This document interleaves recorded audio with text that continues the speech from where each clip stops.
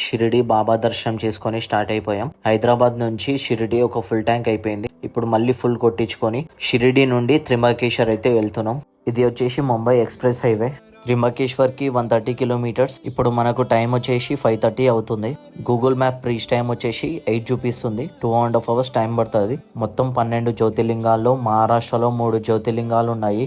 గ్రీషణేశ్వర్, త్రింబకేశ్వర్, Bhimashankar. Plan చేసుకుంది అయితే Shirdi, త్రింబకేశ్వర్, Harihara fort, Bhimashankar, గ్రీషణేశ్వర్, return లో తుల్జా భవాని. ఇప్పుడు మేము వెళ్ళేది నాసిక్ పంచవతి రూట్ దగ్గర నుంచే. నాసిక్ పంచవతిలో చాలా టెంపుల్స్ ఉన్నాయి, అవి కూడా చూసుకోవచ్చు. కానీ మేము డైరెక్ట్ త్రింబకేశ్వర్ అయితే వెళ్తున్నాం. త్రింబకేశ్వర్ రీచ్ అయిపోయినాం. టెంపుల్ లోకి మొబైల్స్ అలౌ చేస్తున్నారు. పబ్లిక్ అయితే చాలా ఉన్నారు. ఇలాంటి హాల్స్ 2 ఉన్నాయి ఇంకా వెయిటింగ్ లో. ఇక్కడ మనం టీవీలో చూసుకుంటే లైవ్ కూడా చూపిస్తున్నారు. 2.5 అవర్స్ అయితే పట్టింది దర్శనం కంప్లీట్ అయ్యేసరికి.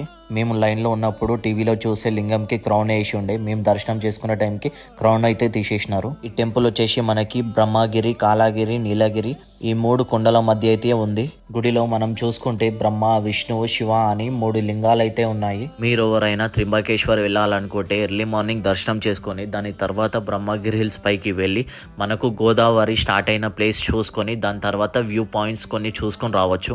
టెంపుల్ క్లోజింగ్ టైం అయితే అయిపోయింది. కొన్ని ఫొటోస్, వీడియోస్ తీసుకొని బయటకైతే వచ్చేసినాం.